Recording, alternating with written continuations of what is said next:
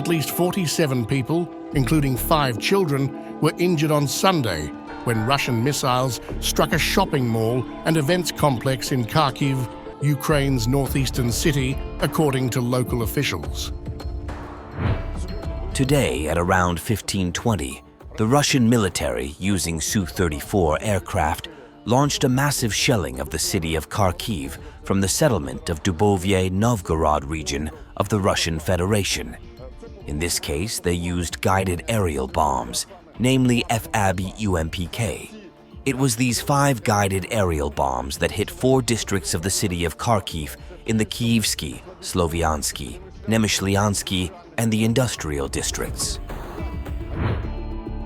The attack came on the heels of what Russia described as one of the largest drone offensives launched by Kyiv against Russian infrastructure since the full-scale war began. Earlier in the day, Russia claimed that Ukrainian drones had targeted key installations, including power plants and an oil refinery, in one of the most significant assaults on Russian soil. Moscow's forces also reported gains towards a strategic town in eastern Ukraine, signaling intensified fighting at a critical moment in the nearly 3-year conflict.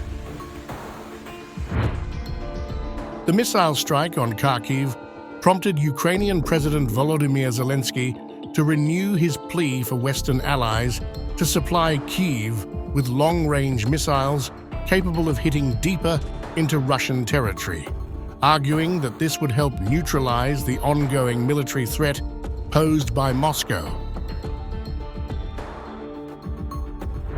The terrorist state must feel what war is.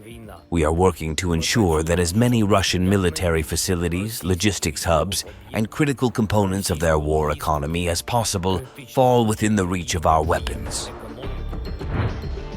The escalation in violence comes as Russia continues its offensive in eastern Ukraine, while simultaneously attempting to repel Ukrainian forces that breached its western border in a surprise incursion on August 6th. Last week, Moscow launched its heaviest airstrikes since the war began, targeting Ukrainian energy infrastructure and other critical facilities. The Kremlin, which has consistently denied targeting civilians, maintains that crippling Ukraine's energy grid is a legitimate military objective. However, Russian missile and drone strikes have resulted in thousands of civilian casualties since the conflict's onset in February 2022. In response, Ukraine has ramped up its own attacks on Russian energy, military, and transport infrastructure, bolstered by a burgeoning domestic drone industry.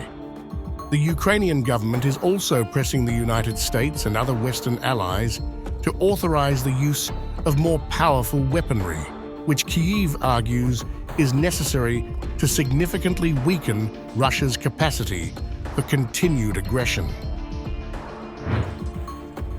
The situation in Kharkiv following Sunday's attack was grim, with rescue workers and volunteers racing to evacuate injured civilians from the shattered remains of the shopping complex. Broken glass and debris littered the area, and many residents sought refuge in a nearby metro station. Meanwhile, Russian officials reported that air defense units had intercepted 158 drones launched by Ukraine overnight, with debris causing fires at the Moscow oil refinery and the Konikovo power station in the Tver region. Kyiv has yet to comment on the scale of the drone assault, and Russia typically withholds details about the extent of damage from Ukrainian air attacks.